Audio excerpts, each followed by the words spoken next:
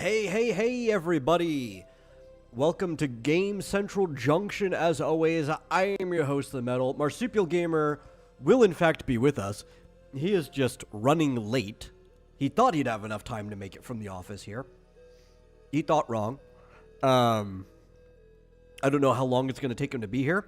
I really don't want to start talking about the Nintendo Switch Direct until he gets here. So this is called stalling mode. I don't know what we'll talk about until then, but if you're a regular to the show or not, please share the show out, get more people in here, whether you're live or watching this in the VOD later on. And if you happen to really enjoy the show at any point in time, you can consider giving a donation to streamlabs.com/vomitoriumlive. Really helps us out. And yeah, I guess I'll get to stalling. There's a lot of news that we're going to have to cover today. Yeah, I don't know. He probably isn't going to hop on his phone. I highly doubt that. But yeah, there was a huge direct. I don't remember if it ended up lasting an hour and a half after the half-hour loading screen, or if it ended, or if they just never cut that out or whatever. But it was a pretty long direct. To me, it only felt like it was half an hour, so I could be completely wrong with how long it was. Oh, hey, Rick. They basically gave us... I don't want to put this.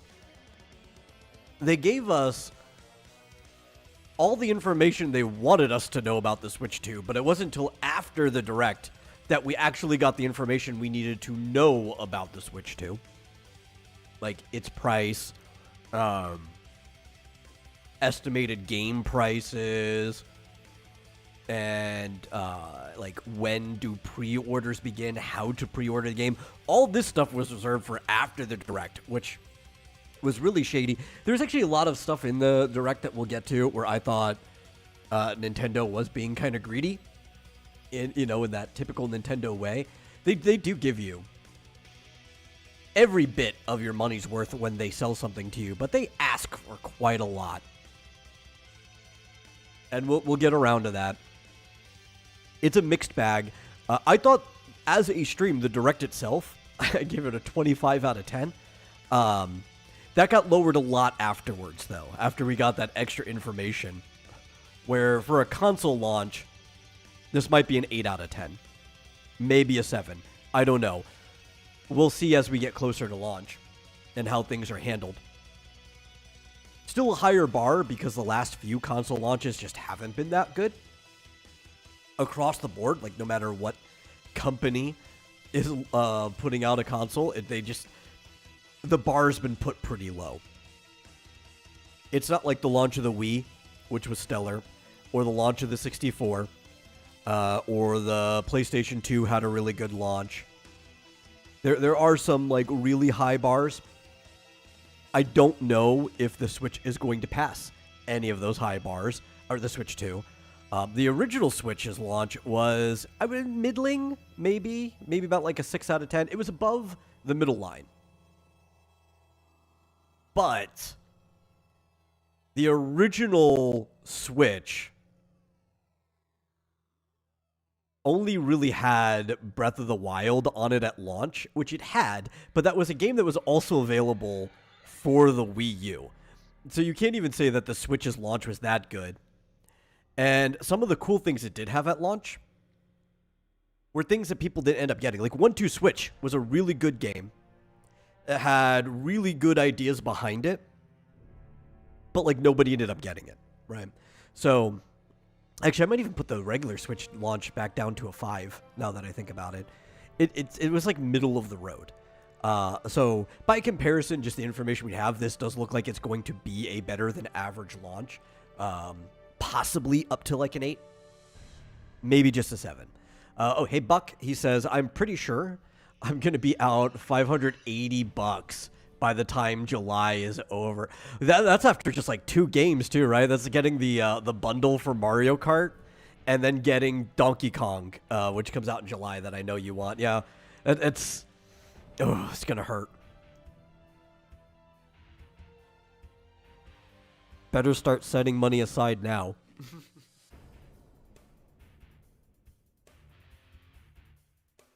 Ooh.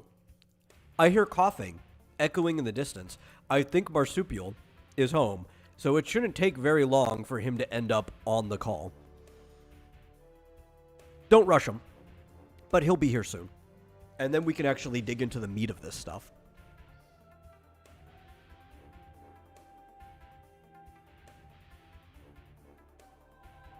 Yeah. I mean, that Donkey Kong game looks so good, though. I can't blame you. Hey, Fizjozo. Marsupial is here. I literally actually just answered that question, but you came in afterwards. I heard him coughing. So he should be ready to hop on stage in a second. He got stuck in... Well, I don't know if it was traffic. It should be. It is technically rush hour. But it took him longer to get home than he thought, so... I'm stalling. I'm giving a preamble. I'm prefacing the show on what we're going to be talking about. Buck says it's going to hurt, but goddamn, that DK game looked good. Especially for someone who says approaches things like... Okay, yeah, it does mean approach. I thought you were going to say appreciate. Oh, there he is. Approaches things like I do. It does look really fun. Just destroy the ground and everything. Hey, Marsupial, how you doing? Good. More traffic than I thought.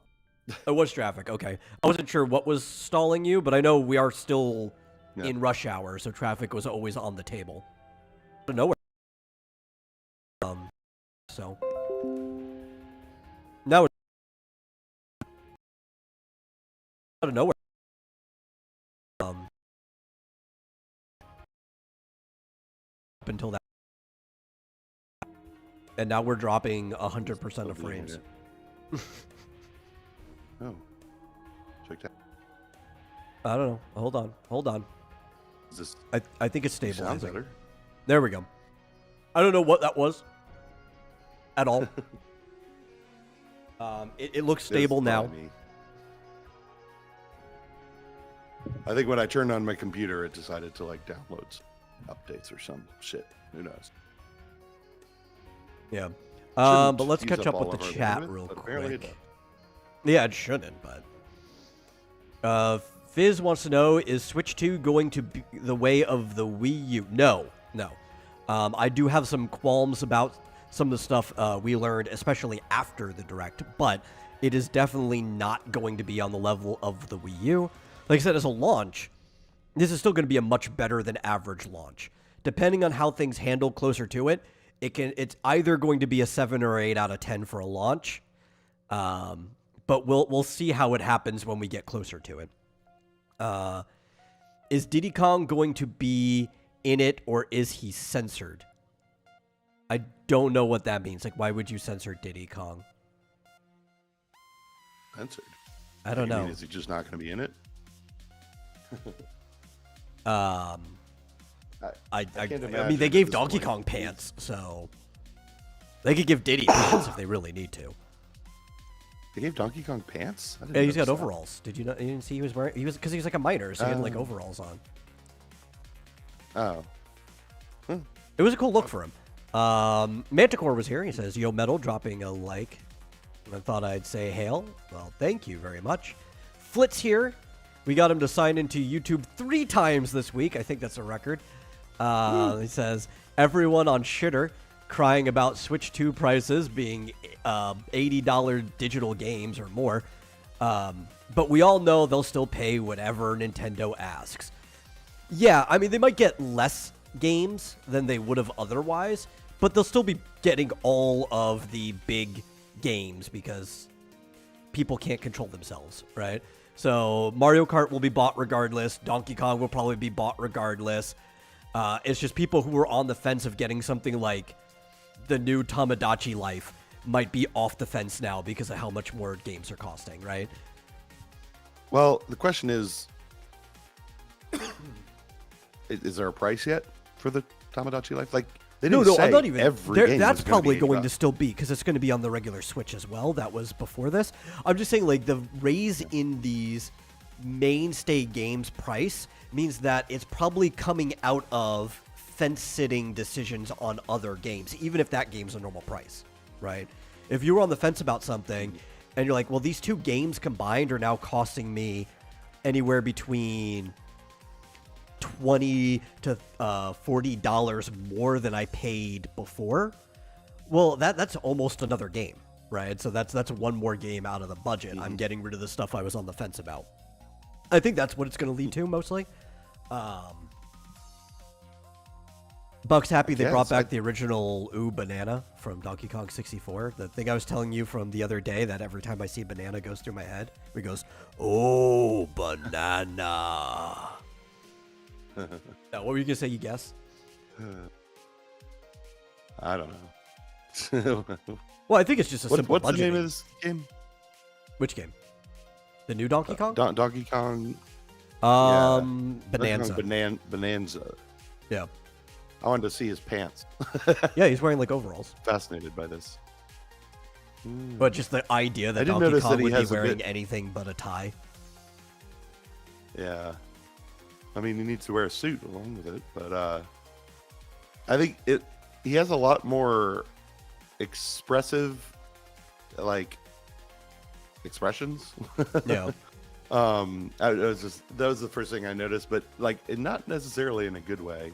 Like, he looks more goofy than usual. Oh, I like it because he looks more like his face.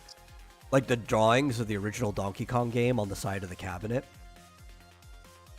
which was very cartoony, and I like that. It's a different direction. It's just everybody's been so used to the direction Rare took him since they started making Donkey Kong games in the 90s. And all the other games after that have just followed the Rare concept direction for Donkey Kong. I kind of like that they're going back to the original design a little bit more. That's funny that, like, yeah, I didn't even notice the pants because I guess it kind of fit the aesthetic or the story or whatever. Like, if he's going to be a minor, but yeah, now that you bring it up, I'm like, oh yeah, I guess they did that as sort of like, is this taboo for cartoon characters to not wear pants anymore? Yeah, I don't know. I thought it was just thematically because he was like underground and there were other people mining, I think. And he digs through the ground, which we'll get into when we talk more about the game. I want to almost talk about things in order if we can when we get into it. But like terraforming, mining, and digging and stuff like that is like a big thing in the game. So it kind of makes sense that he's got like this worker miner look to him. Mm-hmm. Well, you know, obviously, I was just thinking about Joshua. Joshua said, I think $80 games is bad and the new DK design is good. I mean, yeah, everyone thinks more expensive anything is bad. I don't. But, like, why would games be different from everything else? The grocery bill went from, I used to be able to get enough food for myself for 2 or 3 weeks for $150, and now that would be like 300 or more. Well, that's a very complex topic in general, sucks. Right? Especially because one of the reasons games have stayed at roughly $60 for like the last 2 decades almost. I think 2006 is when it kind of became a market stable price. Was mostly because of corporations like Walmart and GameStop throwing their weight around to try to keep it at that price. It was in their best interest. And a lot of companies were kind of losing out on that. Now, it was fine because the video game audience had been growing so much that you were still increasing in profit regardless of the game price staying the same. Yeah, that's what I was going to say was that, I mean, it's a little bit paradoxical because, normally, the economy goes by supply and demand. And as video game demand has skyrocketed in the last, let's say, 20 years, the price has effectively gone down. But at the same time, manufacturing video games, the physical manufacturing of them has become negligible for the most part, and especially because a lot of them have, the digital games are free to manufacture. So it's like, Yeah. yeah, you could make plenty of profit by I guess probably part of the issue is that as demand has gone up, supply has gone up too, because there's just been an explosion. The video game industry has exploded between more game studios making more games. Well, it's also So- the problem is that costs have gone up as well, even when they don't need to. Now, Nintendo's been really good at keeping costs down before this, but you know, with them increasing the fidelity of the games, meaning that more has to go into making the game in certain aspects, is also going to drive the cost up, and you do have to make your profit back. Which, I mean, Nintendo's not going to have a problem same with that. time- Obviously, they're Nintendo. Yeah, but at the same time, as demand has gone through the roof, the cost of making an individual game has gone up per game, but the cost of creating the thing that you're buying, like if you make 1 million of them, costs the same as if you make 10 million, right? Yeah. So You technically have infinite it's supply. a strange industry. Yeah, yeah.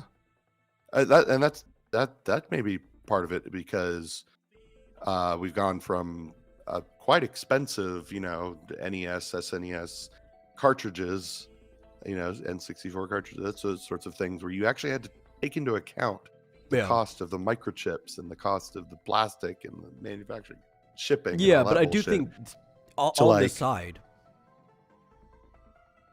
You finish what you're saying.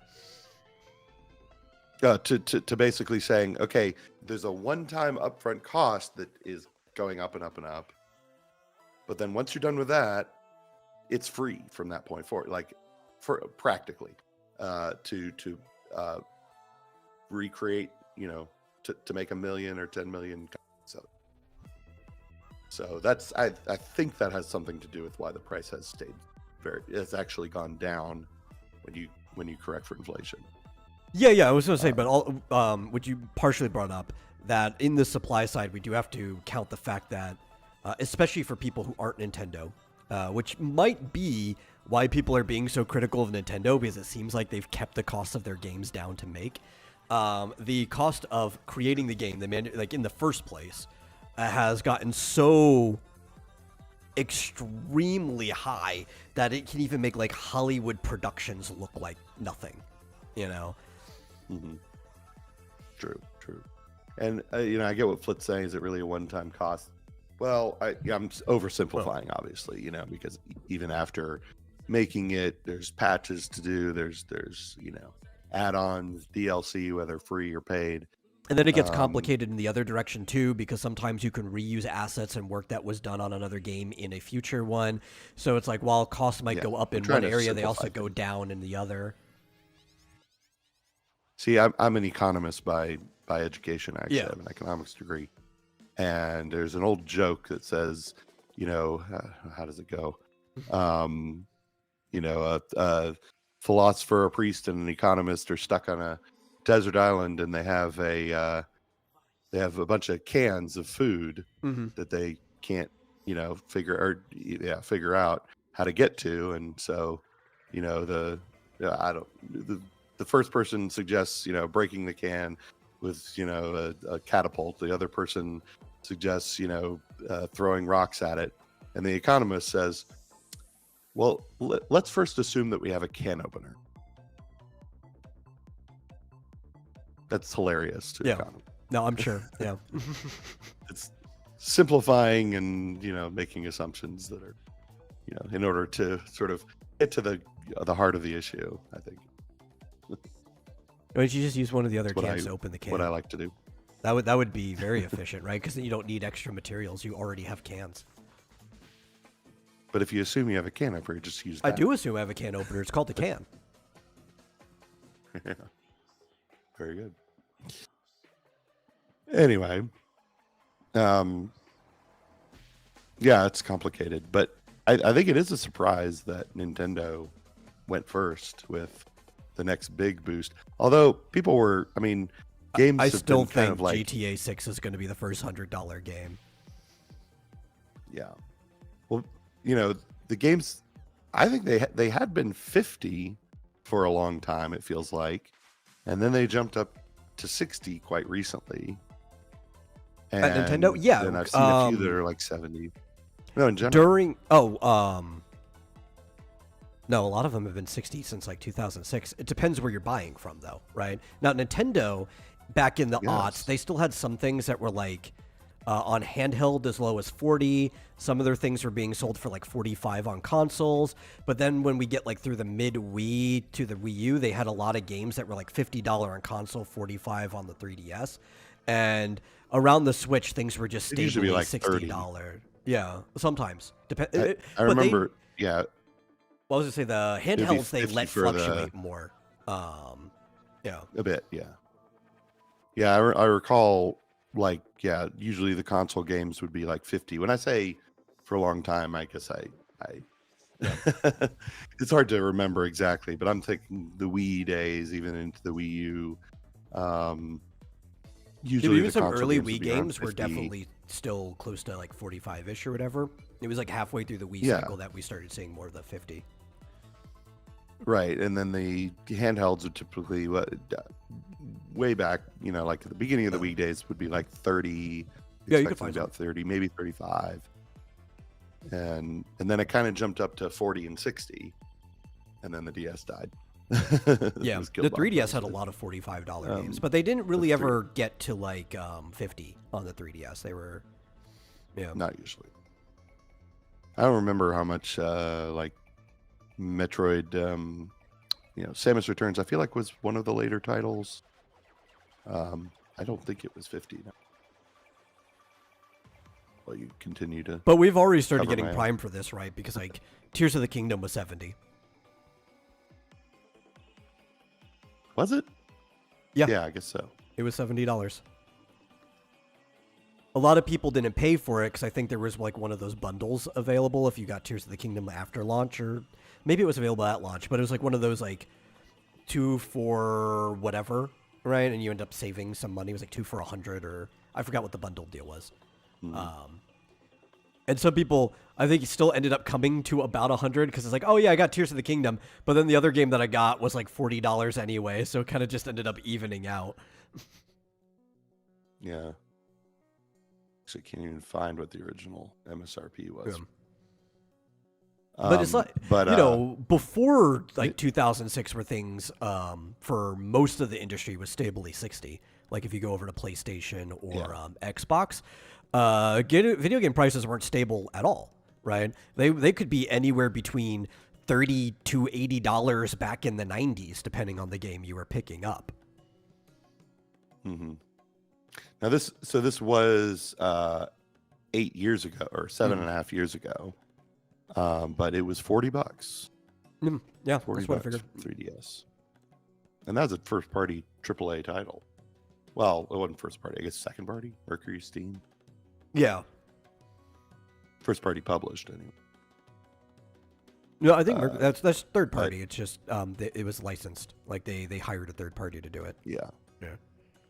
Yeah. Well, here's the other thing. Nintendo's been really good about giving you giving something to get something, right? They've been doing on the Switch these $50 deals where you have to buy 2 games. You get basically a coupon for 2 games for $100. And most of the games, I'm pretty sure I bought Tears of the Kingdom for $50. Well, that's why I brought it up, because I thought you got it that way. Yeah. And I just had to commit to 2 games. I don't remember what the second game was because I've done it like 2 or 3 times. Yeah. So I was feel it like Pikmin or something like that? Might, probably. Yeah. Which was probably also $60.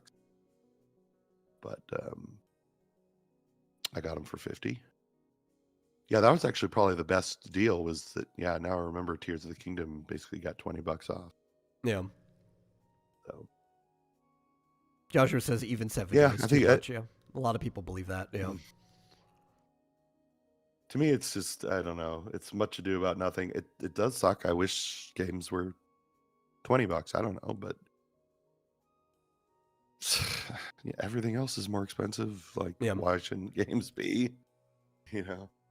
Not to defend it, but like it's reality. Like, I don't know why people are freaking out.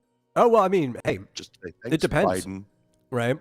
Because who was it? Was it Flit, I think, said earlier that people pay for it anyway? Yeah, it'll be that if people do pay for it, right? If the market doesn't sustain it, then they'll lower the prices again because they need to, right? So it's if it stays that way, the only thing you can blame are the consumers. Yeah, Yeah. true. Yeah. He even said he keeps hearing an argument that this will price normies out of the market. No, I think even poorer normies are the people more likely to just cave in and pay the prices. Yeah. I mean, so you're telling me normies only have one game? They bought one $60 game and that was their budget for the rest of their life? I mean... No, that's why I was saying, like, I don't think they this might will have- drastically change the number of games people get, but it will lower it because obviously it will add up. And what it will do is people will still get the games they really wanted to get, but things that in the past on their fringe, the stuff that they were like on the fence of, I might try that, will probably just end up getting weeded out of their budget, right? That's what's going to happen. I do that And now. that's just being in a recession, that's just part of it, I mean, I've been doing that for years, Yeah. saying, "Oh, I'd love to have that game, but it's $60, and I'll have to think about it. Maybe I never buy it. Maybe I do." It's like Yeah. everything. Like It was like talking about games in the 90s that got that high, like Final Fantasy 3, as it was called here at the time. It wasn't like this across the whole country, but there were places where it was as high as $80, as low as 60. And there were other games like Star Fox, the first one, Earthbound, Majora's Mask, if you got it at launch with the RAM expansion. Those games did price some people out, but not as much as you would expect it to be now. Because in general, even though that is proportionately more expensive, they'd be like almost $120 now, the economy was also much better at the time that those games came out. So people had, on average, a little bit more money to spend. I think the economy was 1990? better when Majora's Mask came out than it is right now. I suppose. Yeah. I kept hearing for 4 years how wonderful the economy was. As prices doubled and tripled. Yeah. But yeah, and I mean, even the low end of that Final Fantasy 3, $60 would be $90 today. Yeah. And so it's like, I guess I think you're right. When this comes out, I don't think it will price people out entirely, but instead of getting 3 games, people will get 2, and instead of 2, they'll get 1.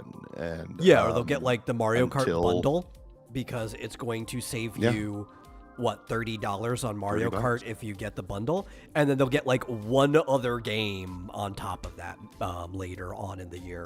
Yeah. Maybe. And and I remember when Final Fantasy 3 came out, of course I was a spoiled rich kid, but that was my one game for like, I don't know, 6 months or more, maybe a whole year. It's like worth it because it took me forever to beat it. But I was gonna say, like, it'll lower how many games people get at first until 2 or 3 years from now, when everybody's making more money, because and you're also not sunk from the initial cost of the console, right? Because that is a huge initial sink to get the new console. Yeah. Now, how much is the? Okay, I missed how much it costs. The console is $450, and the bundle with Mario Kart is $500, which saves you $30. Yeah. Okay. Yeah. But yeah, you're right. Like the 3DS, when it first came out, was way overpriced, apparently, because And nobody they did a bought price it. drop. Yeah. And It did price drop. So if nobody buys it, price will come down. I don't think that's going to happen, though. Yeah. Let's see. There was something I wanted to address. Flit, since he started this question, he says, you think the argument is normies / casuals will see an $80 price tag as not worth it and simply won't buy. So I think it also depends which normies or casuals we're talking about. I think if you are maybe just like a single gamer, right? No children or whatever, it'll be exactly what we said. There will be people still buying it, but they'll be priced out of buying as many as they would have otherwise, right? I think the people... Stuttering Craig actually framed this really well, or I don't remember if he was the one that started, with somebody on his show, Side Scrollers. Parental whiplash, right?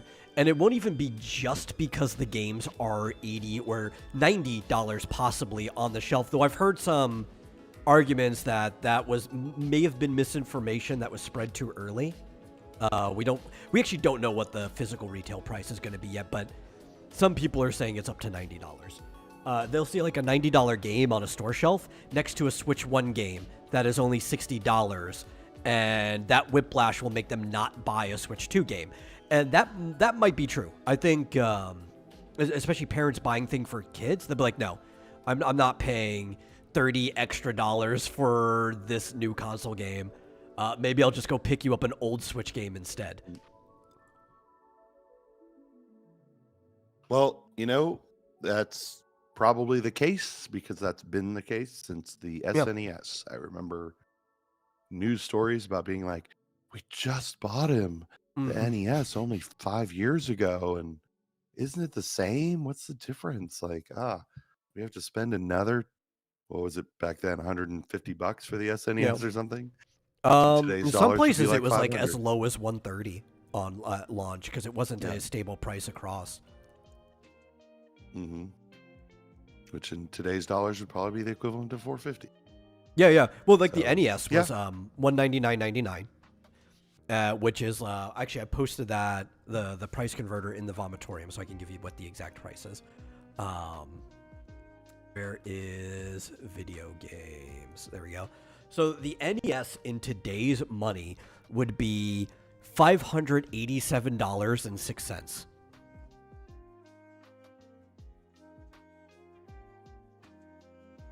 There you go.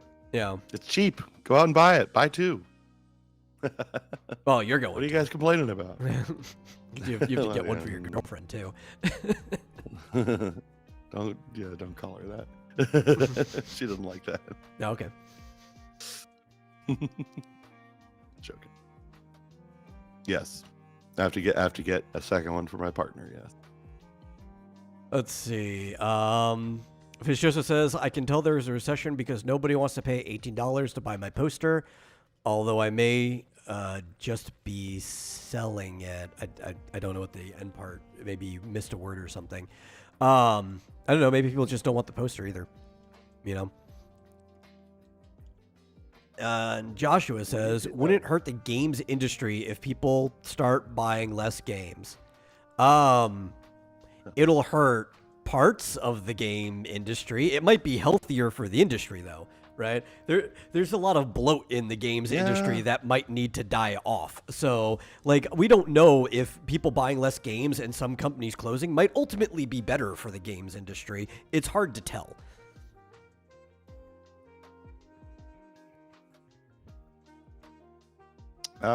I think the games industry needs to be further culled, in my opinion. Yeah, for sure.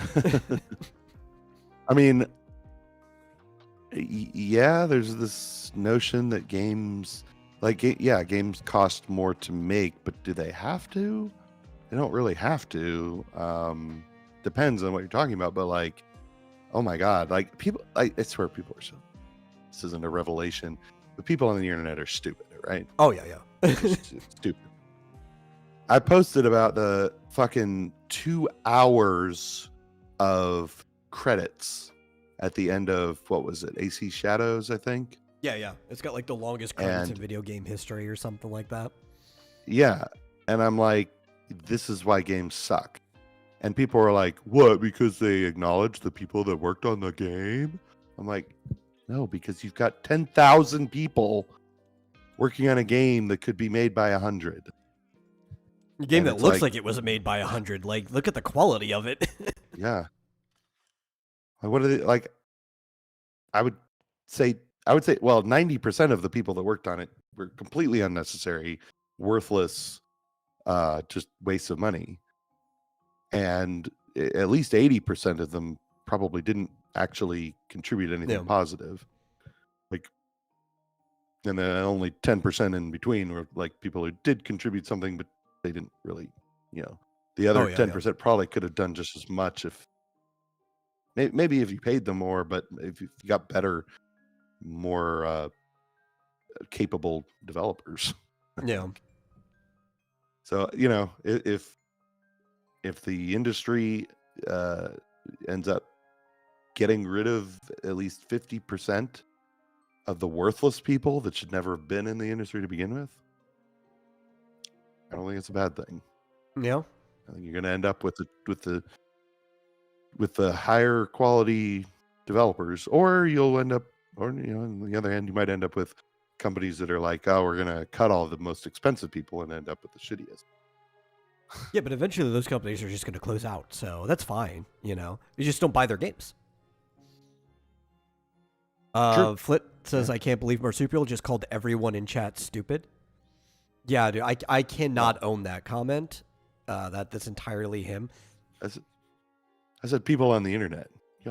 People in the chat are on the internet. Okay. Yeah. People on the written only internet, I guess. Yeah, man. The people who engage in chat on videos. I'm trying to save myself here. Yeah, you're are just the digging a hole. most intelligent and wisest people I know. Yeah. He also says Tencent would be especially our there, chat. backed by full faith and credit of glorious Chinese government to bail out any struggling game studios. You know what? If they bail out the studio and then just like replace them with Chinese workers, as awful as that is, and I really don't like the idea of China just randomly having more influence than it did before. They're still putting out better games than these studios are anyway. Like, I play a lot of Chinese games. I would prefer to be playing a lot of Japanese games, but they're not even doing as good as they used to. I wish they would go back to making Japanese games. And a lot of these Chinese games are just overall better, so it'll be a stupid sludge for a while, but I'll put up with it,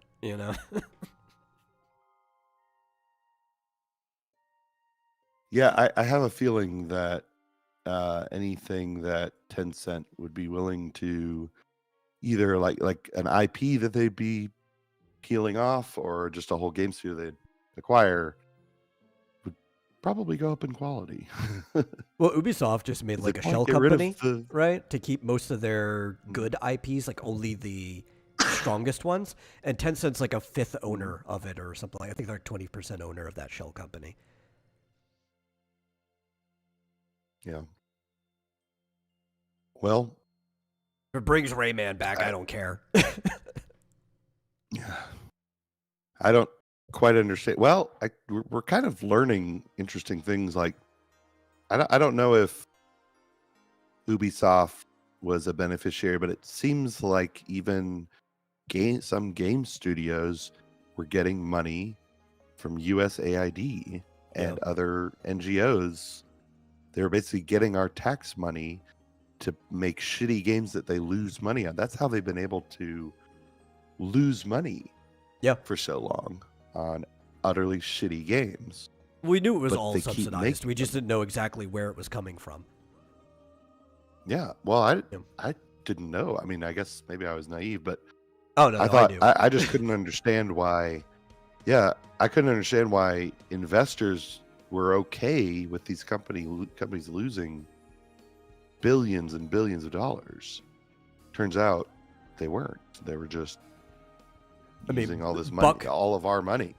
Buck can reassure you, especially back when we lived together, I was going off about how these companies were getting outside money, subsidizing true believers that are in the company, and they don't really care. It's basically just a propaganda machine for them. Well, like, okay, so I knew they were getting outside money, Yeah. but I thought it was like investor, basically people spending their own money, like super rich people. And I Rich guess I people could have don't guessed spend their maybe own it was money. like, That's why they're yeah, rich. I guess so. You know. Well, yeah, I didn't get it. I was like, wait, that doesn't make any sense. Why would Yeah. they waste their own money just for that? And like, That's why I always maybe call like this stuff money laundering fund schemes. They don't managers. use their own money. Yeah. I just didn't know it was U.S. taxpayer money to the tune of trillions, probably. Yeah, I didn't either. I knew it was coming from some government.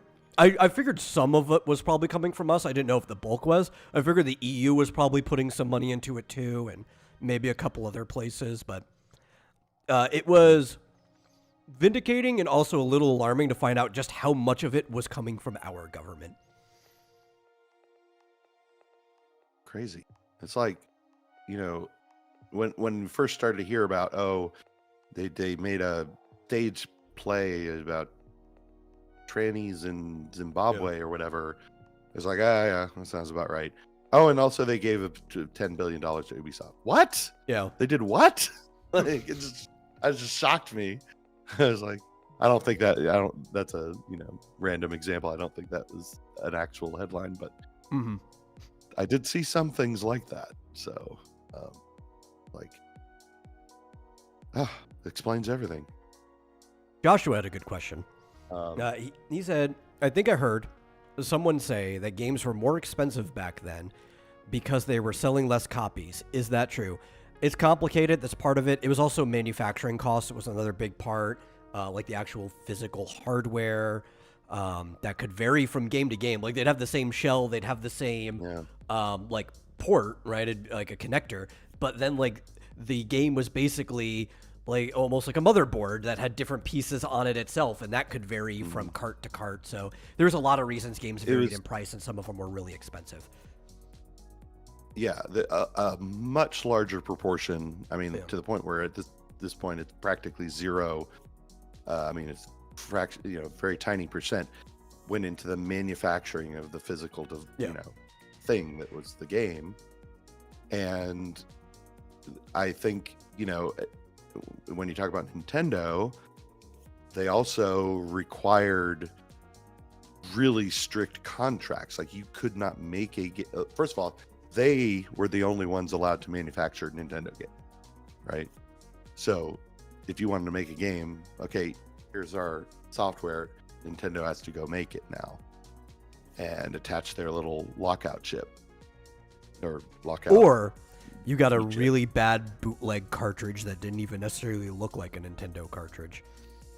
Yeah. What was it? RBI Baseball had the like the slanted roof. Yeah, like, weird edge. But I love that game. And they go sue you for that. Yeah. And so and then they would I don't know if they caused some of the chip shortages we saw back then, or it was like they can't make the game.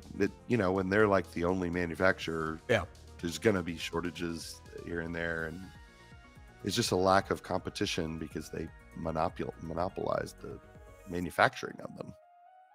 But yeah, I would say if it were like today, back in the 80s and somewhat into the 90s, as far as like the game developers and even the publishers, other than not necessarily the hardware manufacturers making the vast majority of the money, they could have made them a lot cheaper.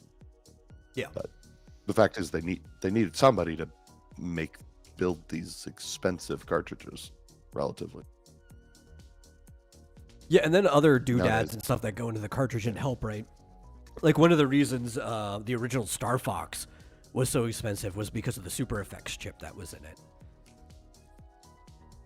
Yeah, they basically had to build in an extra processor into the cartridge.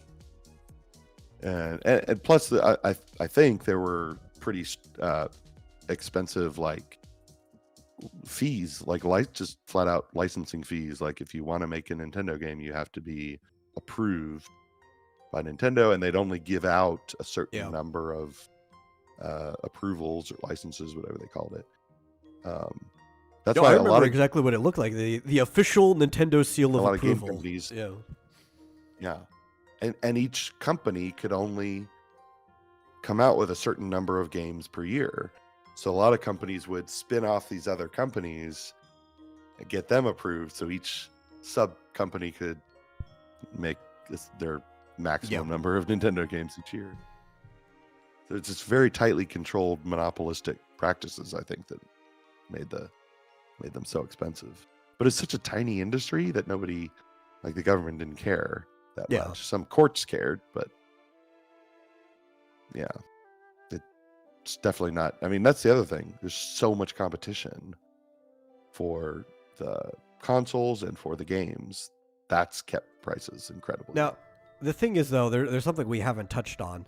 And you might like to know that it is directly just economic reasons why, like local economic reasons why things are more expensive.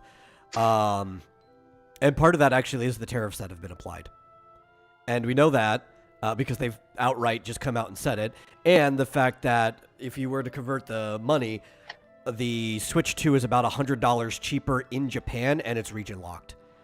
And there's a non-region locked version you can get in Japan that will cost about the same as it will, like, in the US. Are there tariffs against Japan? Yes, for some reason. Came out yesterday, I guess.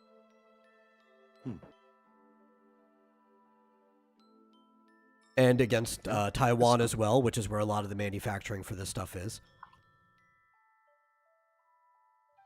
So, Against Taiwan? Yeah, I don't know why. I thought they were like he virtually. said this like a month ago.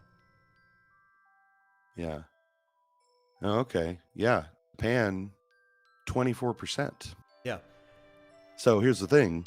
If Japan decides to drop their tariffs that they have against us, then we'd drop theirs and the price would go down. Yeah, yeah. Oh, there's a Taiwan Sir is Bread, even worse. You're right. Who, well, actually, he was the one I was talking about like a month ago or whenever it happened, because he lives in Taiwan. I'm outing you because I need a local to back me up here. Yeah, the Taiwanese tariffs on are about 32%. Yeah, it's really bad. Of course, what that means is what I've at least what I've heard is that pretty much all of our tariffs that we've instituted against other countries are about half of what they've been tariffing us.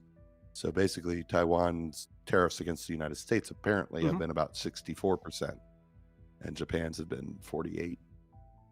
I'm assuming. I don't know. So, I haven't looked into it. quit screwing us, and we'll.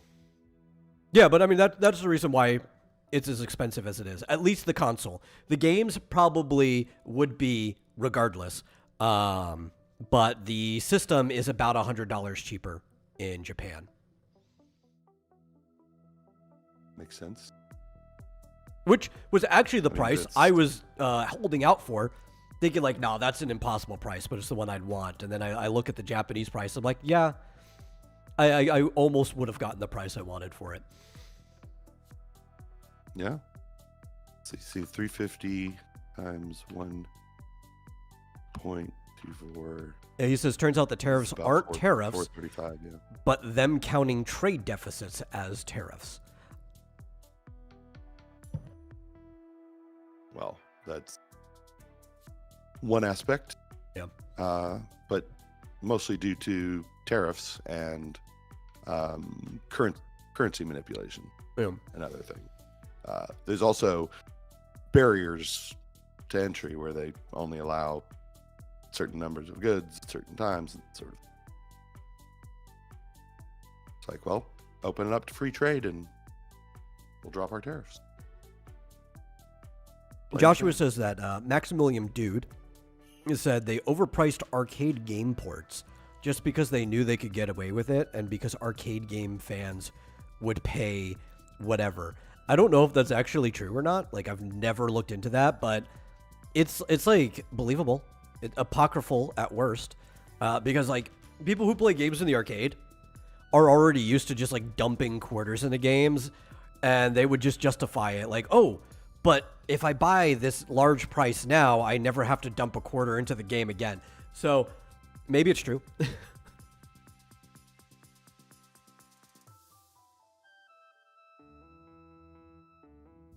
Yeah. Well, do you want to Actually get into break things? down the Switch 2? Yeah, let's get into it. So, actual meat of things instead of just talking hypotheticals and around the subject. Problem is, like, this is what I was doing to stall before you got here. And now, an hour into the show, this is just what we're talking about. Switch 2 was revealed. We got a lot of information about it. Some of the most hype stuff was stuff we already knew. But there was so much in there that it was like I was saying before, as a stream, as a announcement, before we heard anything about the prices, 11, 12, 13 out of 10. Great announcement. Most of the negative stuff happens after the direct ends. And the first thing that they gave us was a look at the Mario Kart World, which is going to be the kind of like premier launch title of the system. It looks amazing. It looks like it plays amazing. It is an open world Mario Kart game that, because it's open world, it has everything from like knockout rallies where you go from one track to the other, and it's like they just bleed off 4 people or half the people every time until it's just like 4 people left. They have like rolling starts. They have a bunch of those like 3-legged races instead of laps like the previous game. There's tracks there too. There's a free roam mode. Heck, if you want to have like a cannonball run across the entire island with you and your friends, you don't even have to have an actual race. You could just go into free roam with them and then just like say, these are all the spots you have to hit. First one to the other side wins, right? Like, it's a very open game you could do a lot with. Characters have costumes, and they're showing off that it's like pretty much anything you could think of is playable. The freaking cows from Moo Moo Meadows were riding boombox-shaped motorcycles. Yeah. Oh. But the cow is playable. Cows were you could play as the cow. Yeah. You should be able to ride the cows. Yeah. I don't know how fast it would be, but... Yeah, that was weird that when they were like, you got to race to the next track. So, like, does that count? I mean, I don't know how that's going to work exactly. I think it's just one So version of the Grand Prix, right? I think that's the knockout rally, where it's basically it's one long race with different tracks in between. Is the knockout rally, where they said something about even in the Grand Prix, you would have to at least drive to the next track.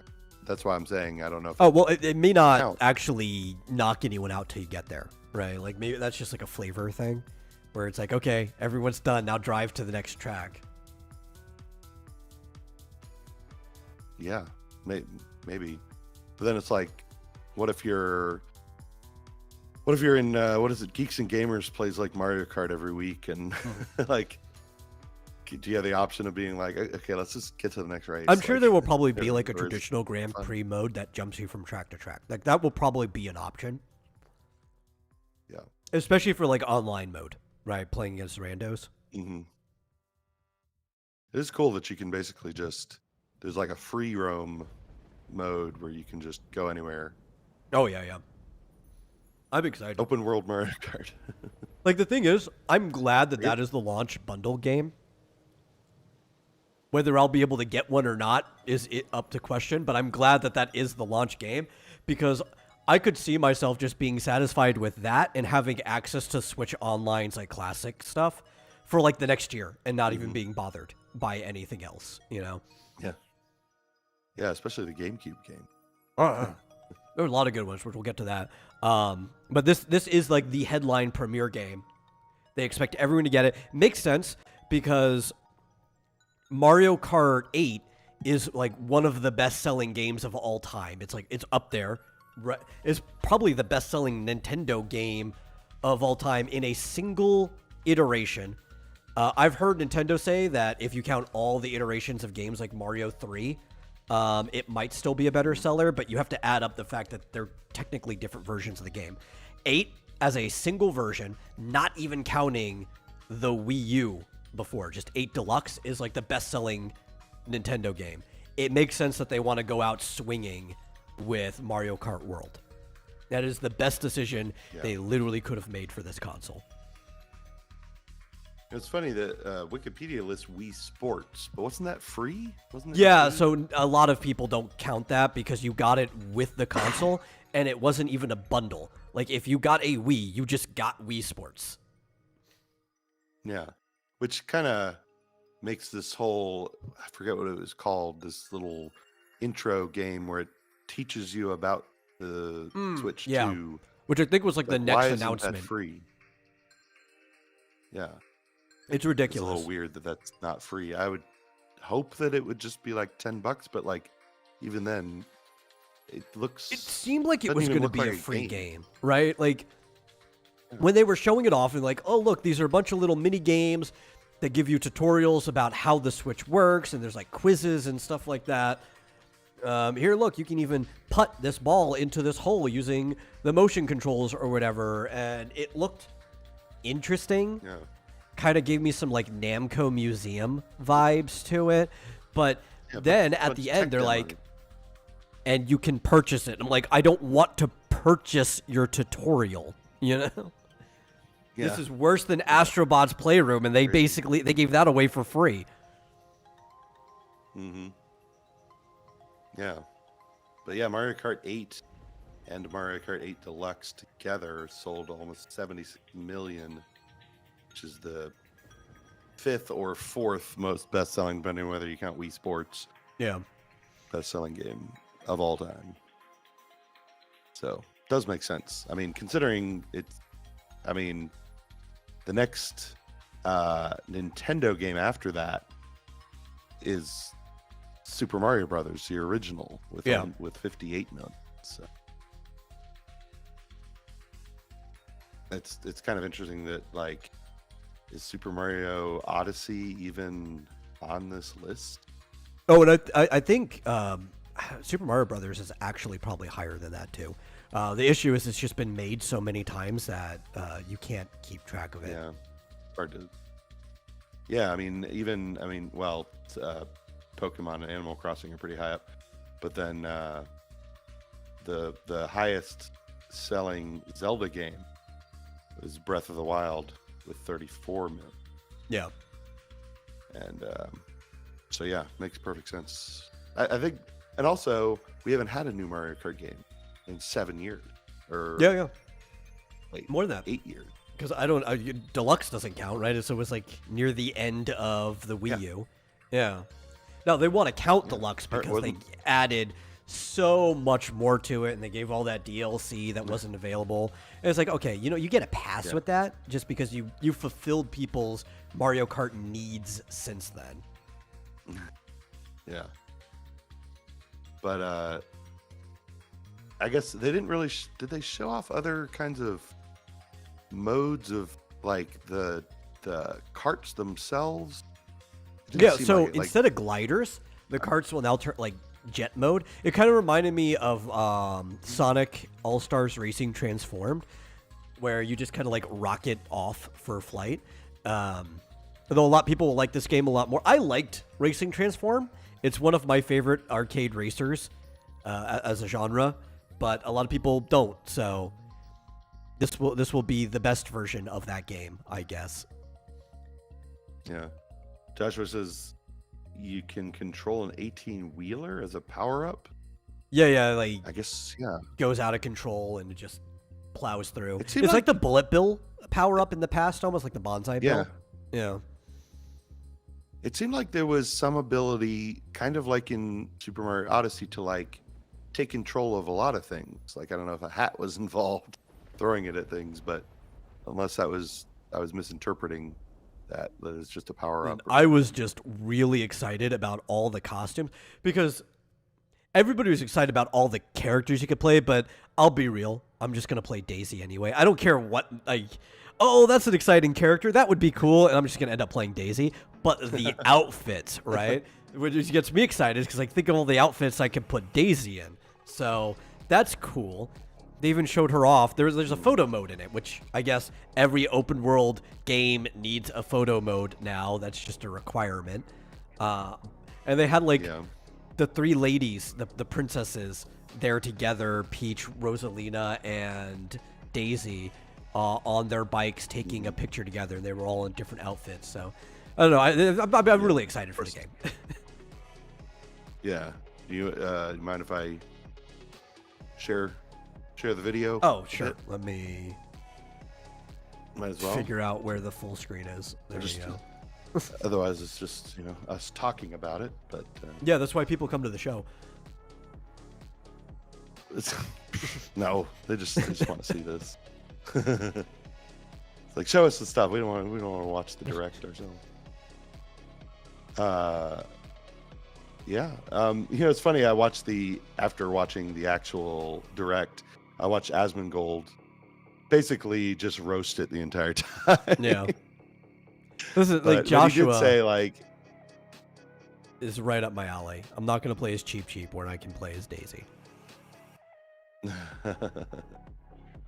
I like playing as the bigger characters because they can like knock people off the road. I like playing as Bowser. But he did say like, some people in his chat were, as always, talking about the graphics aren't as good as blah blah, PlayStation 5 Pro or whatever. And he was like, at what point is it good enough? He's like, I think at this point, almost any graphics on any modern console is good enough. Yeah. So it looks great to me. The thing is, I thought the Switch looked great. I'm the only one who's not complaining about the way the original Switch was. I've never complained. I think it looks fantastic. But I will say, and this was one thing Asmongold said as well, is that the frame rate on the Switch a lot of times has been disappointing. Did you see that like in Breath of the Wild even? The handheld, not docked, is 1080p at 120 frames per second. Right, or I guess 120 hertz, so it can have up to 120. No, the handheld is 120 hertz. HDR. Yeah, that's right. Because they said the screen itself could handle 120 frames per second. So yeah, I'm excited about that. I care way more about frames per second than I care about the way a game looks. Yeah, I mean, if it can just be consistently 60 frames per second, I mean that's good. That's outstanding actually, because like there were parts in Breath of the Wild where it slowed down to like 20 frames per second. It's like, especially you enter the Korok forest and like all that bloom and the spectral effects, and it just slows to a crawl.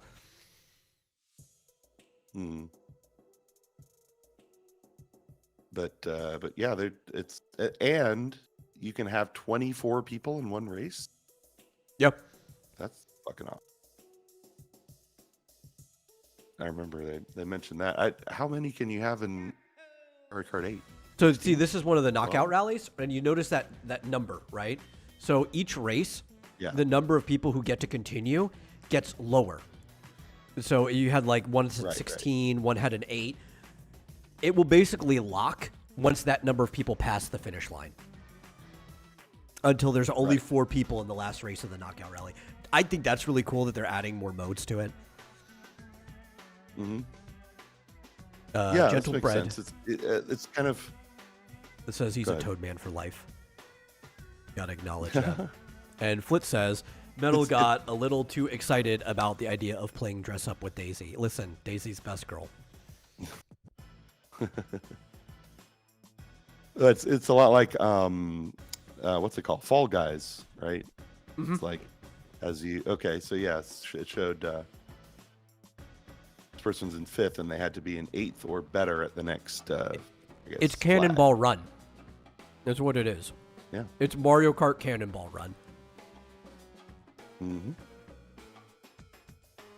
Oh, Which I was watching it with a bunch of my friends from Newgrounds together, and that we were all screaming Cannonball Run when we saw this part of the video. Yeah. I imagine with the free roam, you're going to get a chance to like find shortcuts that you could use potentially. Oh, I'm sure there's all kinds of hidden stuff. In the Grand Prix. Yeah. I wonder that. Oh, that was like a white Yoshi. So, yeah, you can do a photo mode. Mm-hmm. Moving back. I can see. Yeah, you're going to be Daisy and with your other friends playing Peach and Rosalina. It would be great if they give this to me and they don't rob me like Smash does, and they give you like a taunt that you can put out at any time. Yeah. And the taunt for Daisy is just, "Hi, I'm Daisy." Well, they always just they wanna do pass kind of people taunt going, "Hi, I'm automatically. In the previous ones, when you pass somebody, Yeah. yeah. Well, and when somebody hits one of your traps that you Yeah. play for them.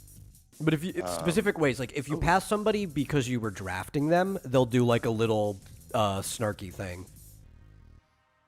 Oh yeah. So at first I was like, wait, is it coming out April 17th? No, there's a direct specifically just for this game. Which I'm going to be excited for because I want to know everything about this game. Except for, I don't want to see too much of the open world. Yep. Because to me, that's the adventure of this game. And I don't like being spoiled by the adventure. But I do want to see features. And if that's what they put in the direct, then I'm happy. Like, I want to know all the features that are going to be in this game, and then just leave me off to go explore it. Yeah. Did they have Hammer Brothers in the last one? I just noticed you could be a Hammer Brother. There, I believe they had the power up, like where you, or no, you could spam fireballs, and I think it's just working the same. No, that's new. And then it, And the hammers are going into the track. Yeah.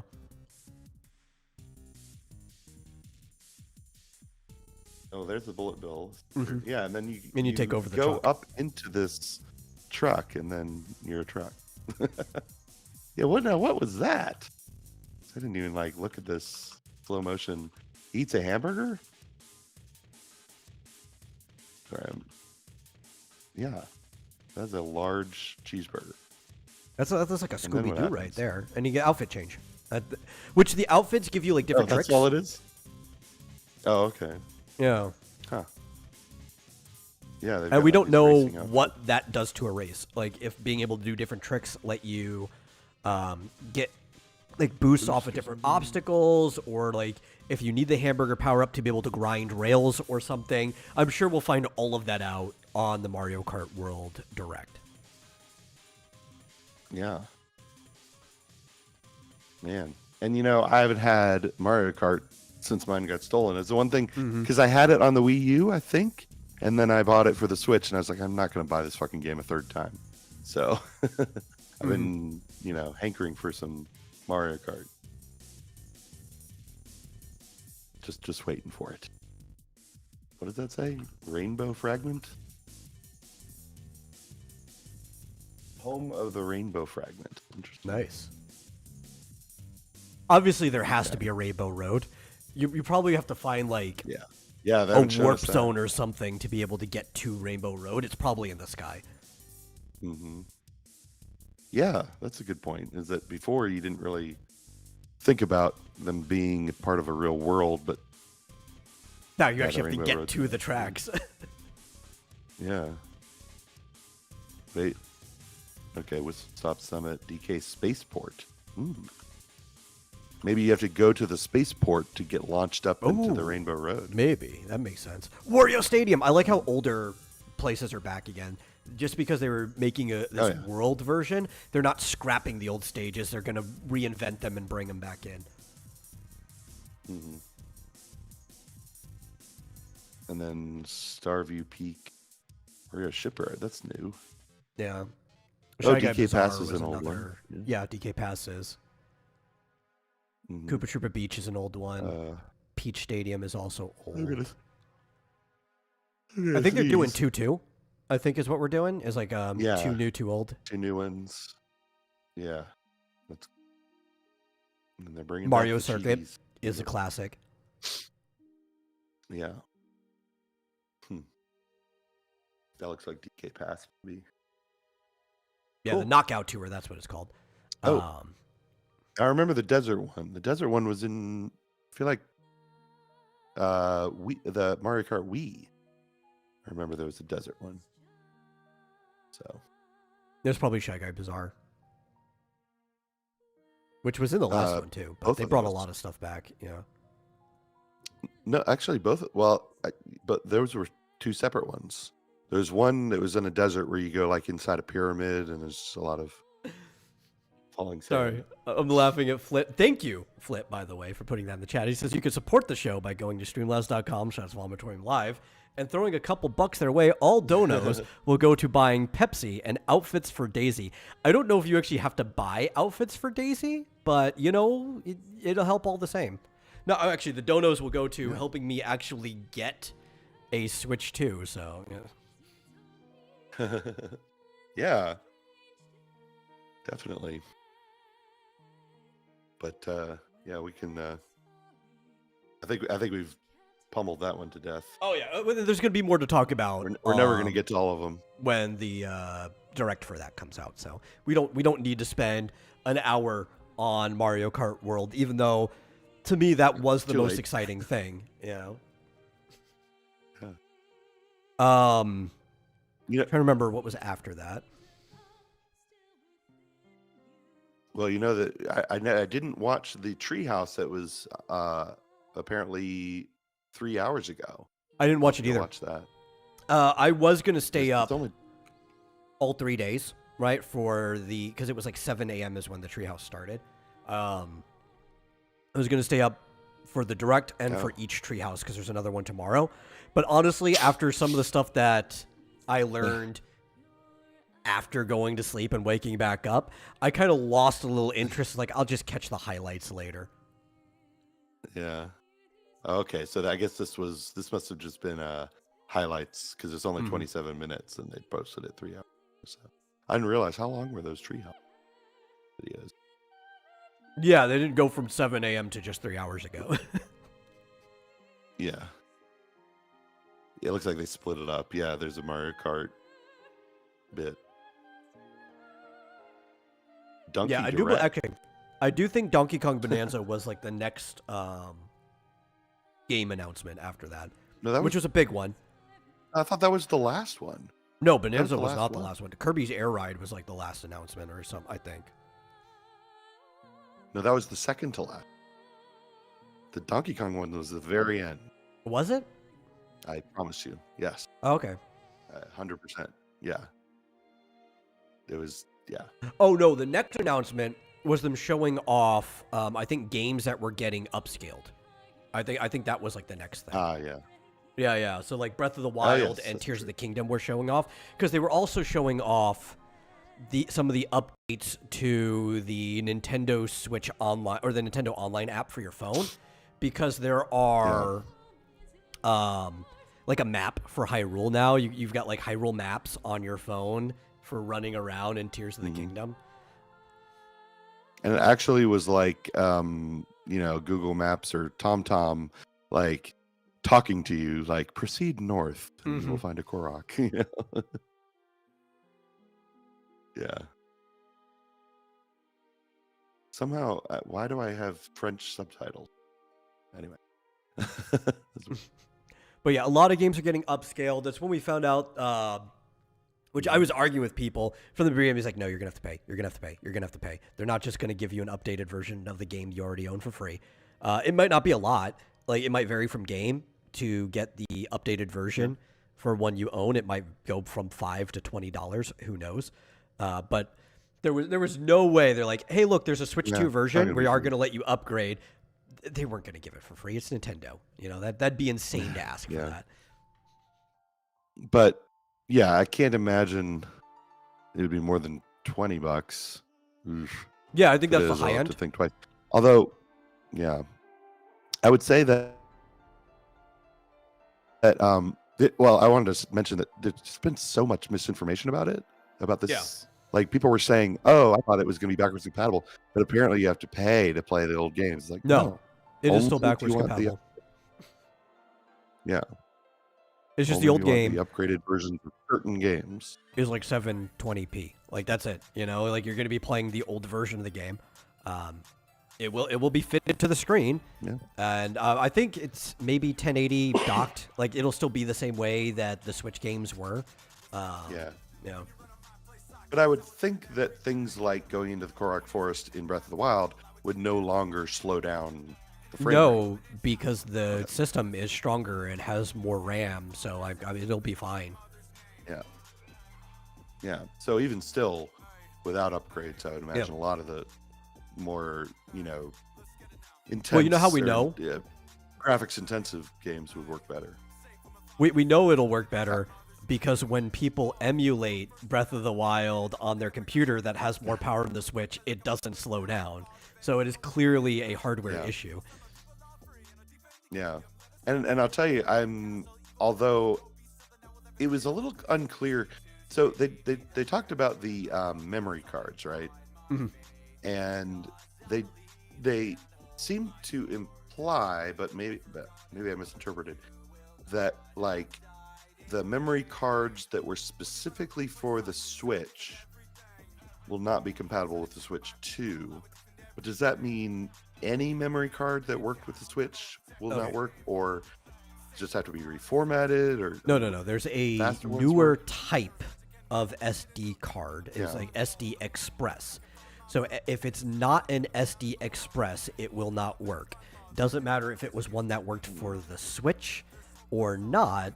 It has to be an SD Express. So all of the ones being sold for the Switch 2, I think I'm getting the name right, will be this SD Express. I could be wrong on what the word is. Express is what I think is in my head. Okay, yeah, like an EX, but like. So here's an article on IGN that says you can already buy Switch 2 compatible microSD Express cards. Yeah. Question is, do those work in a Switch? That I don't know. And basically, since I bought mine, I mean, I bought pretty much the fastest one on the market whenever I bought it, like 4 years ago or whatever. But that's pretty much guaranteed to not work, right? Yeah, pretty much. I doubt it's most people have Express. been upgrading to these newer ones anyway. Like, if you buy one for your phone now, it's probably going to be that. A lot of people are using it for their like SLR cameras, like their digital SLR cameras specifically. So a lot of people will just have them on them, but you do have to emphasize because some people just don't know that there's a difference, and they would try to put the old one in and be like, "Sorry, we specifically for some reason made it to where you can't use it." And it's because they're so much faster. They probably don't want to have to deal with the potential customer service issues of these newer, higher end games not loading properly because you're using this older, slower SD card. So they just kind of grandfathered them out of being able to work on the system. Yeah. I don't think that's the word, but that's what I'm saying, right? The opposite of grandfathered in. They are retiring the grandfather. He cannot work on this system. Mm-hmm. Yeah, Josh was saying pay extra money for a patch. Well, you don't have to. No, yeah. But it is what to you're the essentially upgrades. doing. You can play your old games just fine. Well, it's more of a DLC, really, because at least with the Zelda games, it adds features and stuff like that. Depending on the game. So some of them, it is just a patch. Some of them, it's DLC. It's kind of like the equivalent of, which I think they gave this for free because Gearbox is always giving this stuff for free on PC. When they did the 4K update to Borderlands 2, there was like a 30 gig patch you had to download, but it was basically just free DLC. It's going to be like that. So to upscale, you'll be paying for a Well- patch, and if it's one of the games that comes with extra content, you're effectively also paying for DLC. Those are the ones I expect to be 20. I feel Yeah. like the upscaling will probably be like $5 maybe if it's one of those games that I would doesn't come hope, with like, extra content. I don't know that I'd pay $1 for nothing new but slightly better graphics that you probably can't even tell. And you don't have to, right? But there are plenty of people who will. Yeah. I guess. Yeah. I mean, I'd have to. It depends on the price when it comes to the two Zelda ones. Yeah. Um, Oh, I totally imagine. don't that's know going 20. Yeah, I don't know that just leading you to a new Korok would be enough, but like, if there's other things, I guess the sharing of creations in Tears of the Kingdom is pretty cool. But I don't know that I play that game enough anymore to bother, but we'll see. I mean, I would totally use it to go play the original, like Breath of the Wild again, if it led me to the Koroks and Breath of the Wild, because I never got all of them. And I think it would be ridiculous to try to map out the place and try to get all the Koroks. And I don't really want to go look up somebody else's map online, because you still have to figure out where you are and where that place is. I do this in Genshin all the time, and it's already insufferable. I'm not going to go do that to go back to Breath of the Wild. But if I had like a Google Maps that's telling me where the next one is, and it is tracked on my position already. Is that in the game? Yeah, like I would do it. Yeah. Buck thinks it'll be $10 because $10 for like just a graphical update with no new features. I wouldn't. Well, I'm hoping for 5. I wouldn't put 10 past them. Like that is what Sony would do. Is what a lot of other people would do. If Nintendo thinks the market would tolerate it, they would do it too. Yeah. So yeah, I'm just reading about these SD cards, and I guess the micro SD traditional, which is probably what I have, maxes out at 104 megabytes per second. Yeah. Whereas the new ones are based on like, those new M.2 NVMe hard drives. So it goes up to 10 times that, basically a gigabyte per second. Well, that'll be cool for Dragon Quest Builders, because my one complaint about Dragon Quest Builder 2, well, both of them actually, is that it can take like 30 seconds or more to like load the next scene or whatever. Why does this take so long? Joshua says we don't Go care from about 30 seconds graphics, to 3 seconds. but pay us $10 for slightly better graphics. Dude, I feel you right there. This is what we're saying. I wouldn't pay any amount myself either, because I think the graphics are fine. But if it's like with the Zelda games are coming with more content, I would pay for the DLC stuff. But I'll never pay to upgrade just graphics. I can't see Nintendo doing this with any of their titles without significant new features, or at least new features. It'll have to be up to the individual to decide whether it's significant enough. But if there are paid upgrades that are nothing but graphics, it'll be third party, and that seems like a ripoff. Like, did you see someone saying that was definitively happening, or are you just guessing? Or Well, I mean, it looked like Nintendo was saying that was going to be happening in the Direct. It kind of just seemed like that. Yeah. Yeah. Okay. I mean, it makes sense. I got the too, impression right? that it was just. Well, even if you think about the difference in the cost of the games, right? If you got a $60 game, and then you pay $10 for graphic updates, this is $70, which still might be cheaper than buying the game again on the Switch 2. Mm-hmm. Yeah, but who in their right mind would pay for that if it's not? Because they highlighted like Mario Party having all kinds of new modes. Oh yeah, that's gonna have a lot. The roller coaster mode on the side game that looked pretty cool. Yeah. Anyway, I would. You say who in the right mind? People already do this from PS4 to PS5, and they will pay the $10.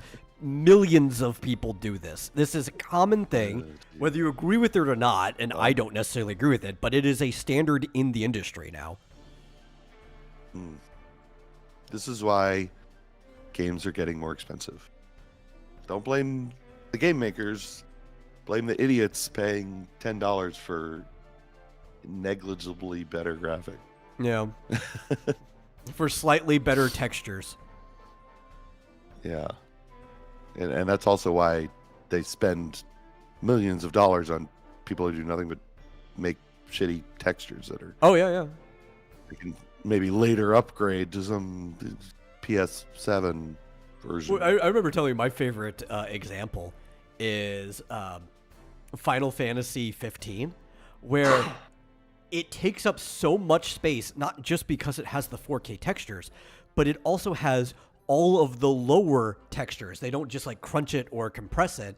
So when I was having trouble running it on my computer, it's because it was using the higher textures. When I turned everything down, the game basically turned into a PS3 game. And it was running pretty much flawlessly. I was like, oh, I've figured out what the problem with this game is. Yeah, bloatware. But like, Yeah.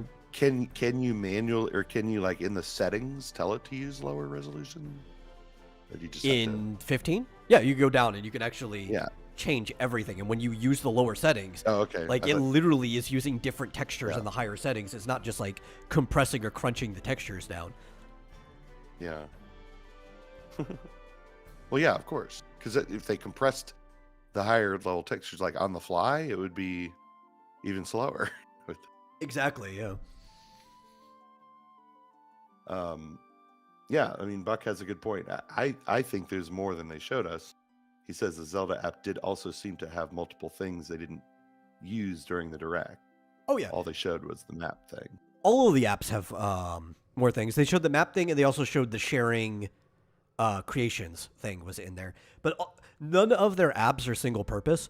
The one that's closest to single purpose is the Splatoon app, because it is mostly for comms, and even it does a couple other things than just that.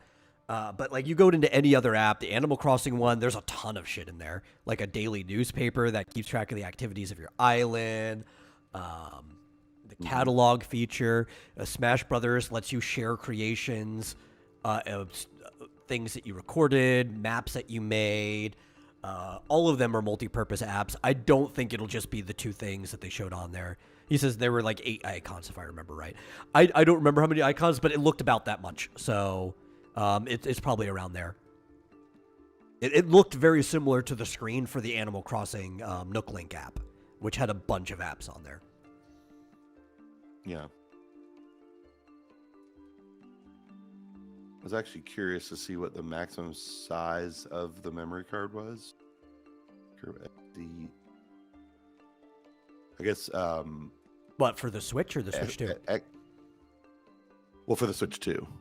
Oh, well, I know the Switch was programmed Oh, that's interesting. to be able to, or it was like designed to be able to have up to 2 terabytes, which was crazy because at the time that the Switch came out, 1 terabyte micro SD cards weren't even publicly available yet. We knew they were being tested and stuff, but they weren't even available. So this is odd. Yeah, so the micro SD Express, the max size the Switch 2 can handle right now is 2 terabytes, the same amount. Yeah. I would imagine they can increase that with a software patch. Yeah. Or like a Because- firmware update or something. I think it's mostly because Yeah. it's clearly just an updated version of the Switch's operating system. Yeah. But the micro SD Express cards can hold, I mean, obviously they're not available now, but can hold up to 128 terabytes, which of course will that even be enough for Elder Scrolls 6? I'm not sure. I don't know. Or if there's ever an Arc 2. It might be enough for Grand Theft Auto 6, but I don't think that'll be able to Yeah, run on the really. Switch 2 unless they do a downscaled version. They might though. Yeah. It depends on how much How they sell. popular it is, yeah. Because like, I mean, the hell, they made a freaking Hogwarts Legacy for the Switch 1. Well, listen, I'm Yeah, still just that was waiting for scaled down Genshin to hell. Impact for the Switch, which was promised like 5 years ago and never came out. So if that happens on Switch 2, I'll be happy. Why not? Yeah, I would. They'd be crazy not to. I will say, the phone I had before my current one couldn't play Genshin Impact, and it wasn't that old, but Oh, my It previous is a phone can. bit of a hog. Well, I guess mine was an iPhone. Was it 7? I guess it Oh, was that's pretty old. Yeah, that's pretty damn old. Well, I guess, but like they come out with a new one every year, so that was only like 7 years ago. But yeah, couldn't play Genshin. Yeah. My current one can. You can also play Infinity Nikki, which I need to get back to. Yeah. Well, I mean, They come out the with last one I Infinity Nikki had, for I Switch. think, was the same age, right? It was like 2018 Galaxy Edge. But the Samsung 8, or was it? I think it was an 8 Edge. The flagship model for Samsung that year was actually better than the iPhone of that year too. They had passed iPhone up for a while before iPhone started kicking everybody's ass again.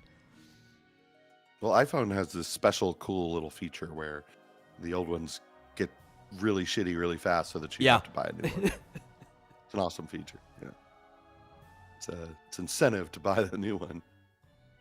I just like the fact that they told us the internal storage is was it 256 gigabytes default, Yeah. which is currently the SD card I have in my Switch, and I still haven't filled it up. So if that's the default memory, that's a good starting place.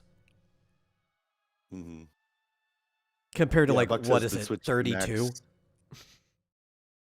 64, I want to say, or maybe for the Switch? I thought it was 32 as the default for the Switch. 64 could be though. That sounds okay.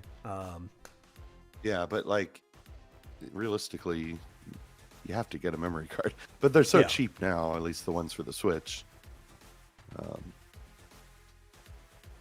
Internal. Well, we know they had to be bigger because given the fact that they're going to be doing 4K gaming, right? Because you have the upscaler for docked, it's going to be taking up more space than Switch games. Mm-hmm. So you're right. The original Switch had 32 gigs of internal storage. Which is what I have. The OLED model, which I have too. I never got the OLED. Has 64. Excuse me. So that's what they were comparing. Because I remember they said 64 in the direct, but I just assumed. But you're right. Yeah. I've had a memory card since day one. 32. That's nothing. It's like one. It's less than like one big game, isn't it? I feel like Tears of the Kingdom took up more than. I don't know about that. Maybe. I know Breath of the Wild was 18 on launch, but then there was DLCs that were added to it. Smash Brothers probably takes up your whole system if you don't have a memory card. If you have everything. Yeah, actually, I'm wrong. God, those games are so small. Tears of the Kingdom. Let me check the file size. Was it like 21, 22? It says 16.3. And then somebody else said 18.2. I don't know. But anyway, less than 20. Okay. I wouldn't be surprised if like because Remarkable, yeah. they already worked in that engine, in that map, right? Like it's the same map. They added more layers, but they've been working on it. If they figured out ways of compressing it even more when actually finalizing the file, wouldn't surprise me at all. Yeah. The definitive edition, the upscaled HD plus more stuff for Xenoblade, the original Xenoblade Chronicles, is smaller than the version on the Wii that came out. Like they managed to make the upgraded version a lower file size than the original version of the game. There's wonders you could do with storage if you're competent and actually know what you're doing. Yeah, and I mean, stuff where you wouldn't, it's not like they downgraded the graphics or anything, so. Yeah. I'm actually looking at the largest games on the Switch. Most of them I never played or heard of. Can you guess what number one will be? For largest game on the Switch? Yeah. Mortal Kombat 11 was number 4 at 32 Fortnite, gigs. if you have all the downloads. Witcher 3 is number 3 at 40. NBA 2K23, which I imagine that was... What was that? Was that EA? Yes. Well, well, it says 2K, right? That says 2K Games, which is Take-Two 2K. Interactive. Oh yeah, I guess so. Yeah, they probably could have done better than that. 56 gigs and number one NBA 2K24 Kobe Bryant Okay. edition. I guess actually maybe Fortnite because Fortnite it's basically the mobile Right. version. It probably takes up a lot less space than the computer version. Yeah. Yeah, I it didn't is even number consider that. 24 Yeah. with 15 gigs is the size. Yeah, of yeah, that, but that's still it's less the than mobile Gears of- version of the game. Yeah. At any rate, yeah, the games are going to be much bigger. I mean, Yeah. if they can do 4K, they're going to. And what is that? 4 times bigger than You're talking about the 1080? surface area? Yeah. at least the graphics? Yeah, something like that. Yeah, because it should be twice as. Yeah, yeah. So wide and you're twice as doubling tall. each side, so you're going to be 4 times. We Yeah, have better get a 2 a terabyte. question from Joshua. Are Switch 2 games keeping data on the cartridge, or are they basically just download keys for digital games? So the thing is, yes. See, and more misinformation is out there. Yeah, yeah. So yes, Go the ahead. answer is yes to both of those. They will have both full physical games that you can buy the game cartridge and game card keys, which even I was corrected on slightly, but the information I was going off of was very clearly a rushed translation from the Japanese site early in the morning. I hear they And- fixed it later in the evening. Oh, okay. So when I sent you the text with Yeah. the correction, it was also based on speculation. Mm-hmm. By I think I asked Grok about it, and it was speculating, but it seemed pretty logical when suggest. But go ahead and give the details. Yeah, so basically the way the key cards are going to be is they're going to be like a physical version of the digital game cards. It's going to have the license in the card.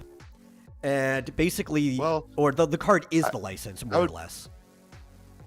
I would put it the other way around. It's Yeah. more of a digital version of a physical card, rather than a physical version of a digital card. Well, it's because they have this new digital game card, which we talked about. And this is like the physical equivalent of that digital game card, which is a digital equivalent of a physical card. So it's kind of like 2 steps removed. but it's more flexible. It is. Bit It is more a flexible. lot. So basically, the card itself is the game license. It has a executable in it that basically tells it to download the game off of the eShop, and as long as the card is in that system, it can play the game. So it doesn't have to be attached to a user, as far as we know. You can just give it to your friend. They could put it in, download the game, and as long as the card's in there, it's like they own the game. Because the card is the ownership.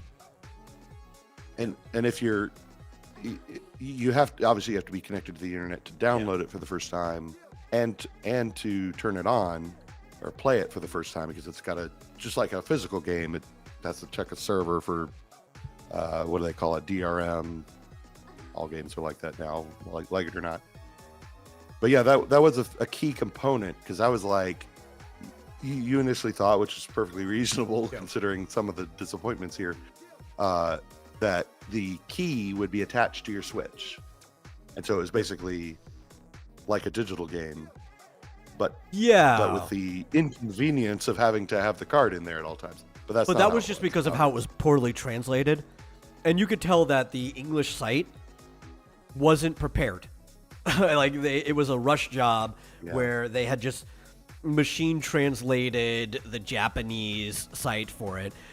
By later in the evening, they had already fixed it, and the information's like solid now. Yeah. So it's just like a physical, where you have to have it in your Switch to play it, but you can pop it out, give it to someone else, they can play it forever. The only difference is initially you have to download the game, and I imagine it's to save money, because I mean they could pack enough memory in one of those cards to hold any size game, but the cost is exponential, right? Well, I was speculating that it depends on the type of game, right? So there are some games that there's an initial part of the game that you can buy, even digitally, but it might have like a live service attached to it. It might be constantly be getting updates and new data. And for a game like that, the key card makes more sense than an actual physical one where you're going to have to download most of the data anyway as it keeps updating. Yeah, like MMOs, Yeah. you're going to have to get the current version, and it's never going to be updated. So what's the point?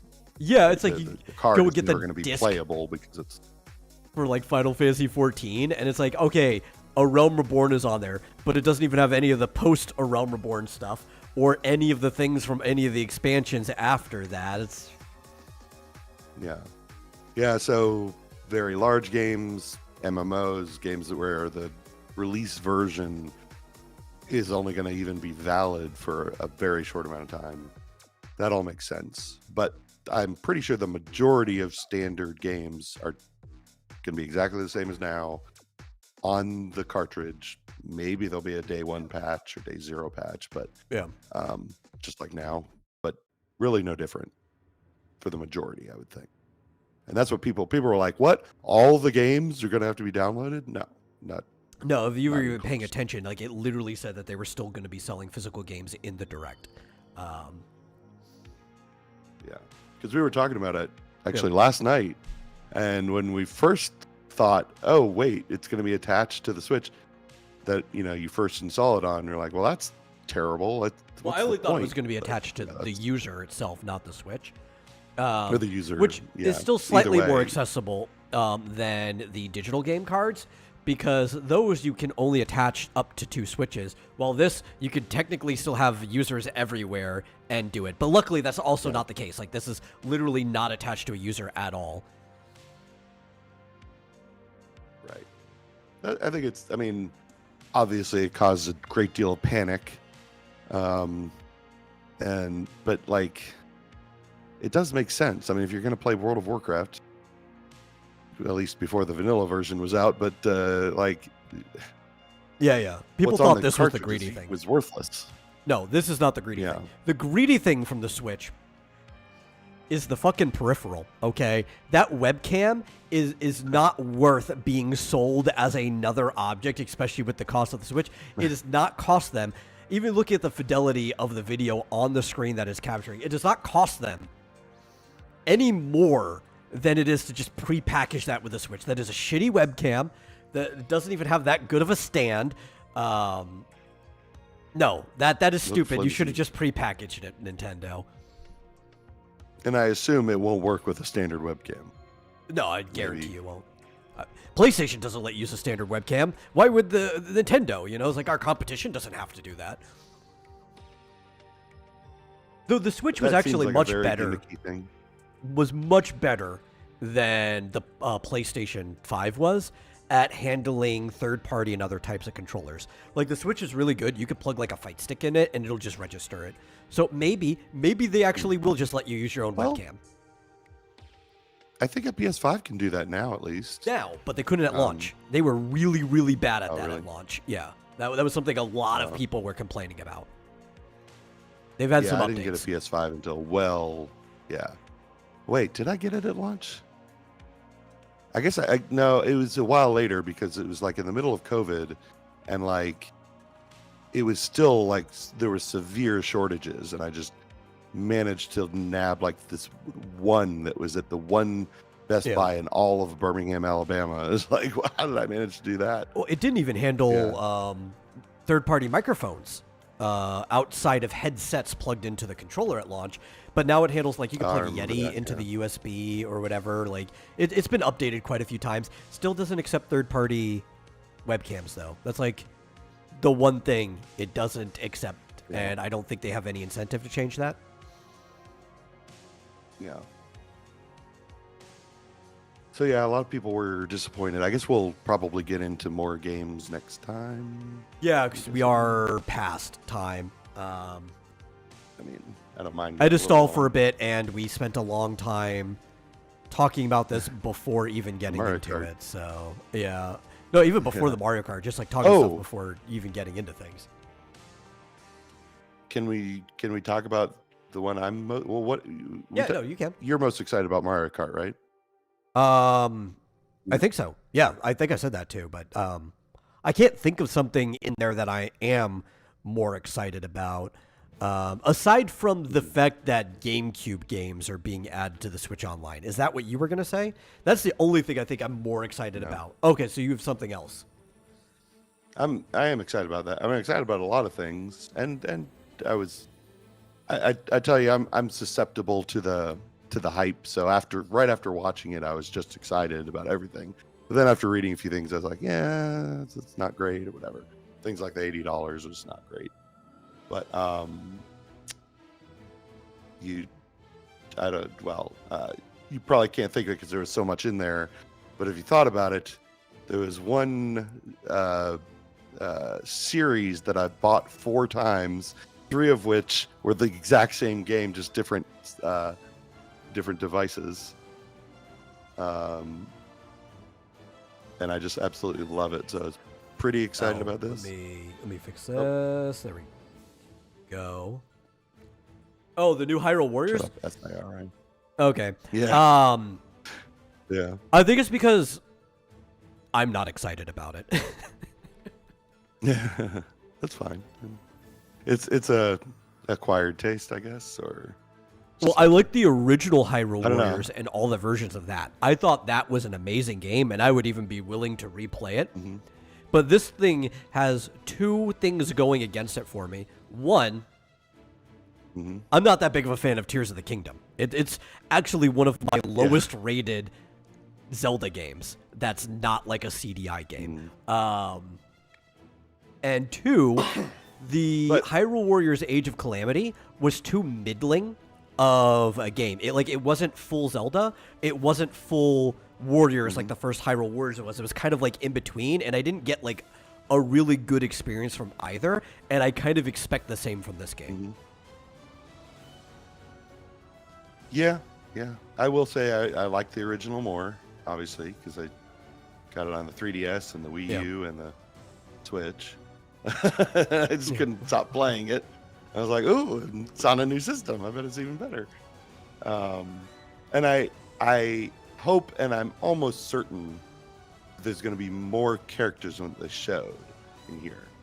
Although I do like how you can do the time thing. Yeah. Well, I like the idea of playing as Zelda. Only showing...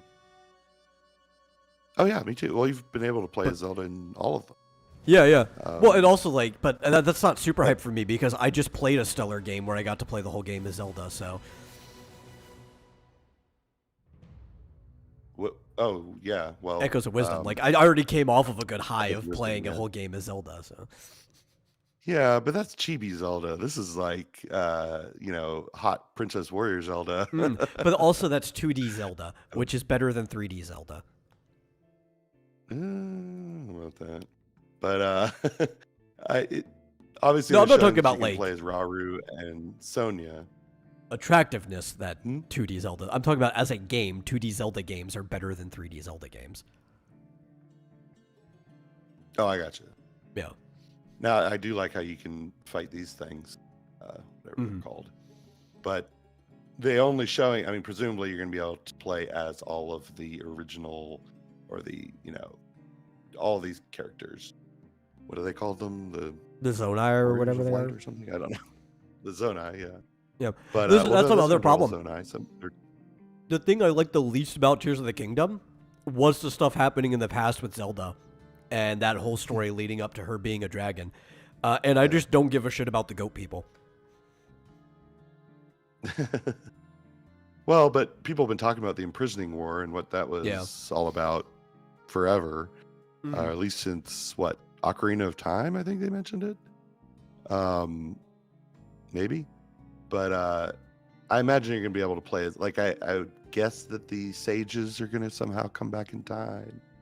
Probably Link, maybe not. All of this is non-canon, so why not? So, but I like Hyrule Warriors. Is the stuttering just the video, or will the frame rate be that bad? It's just the video. It's probably just it coming through my end. The frame rate will not be that bad.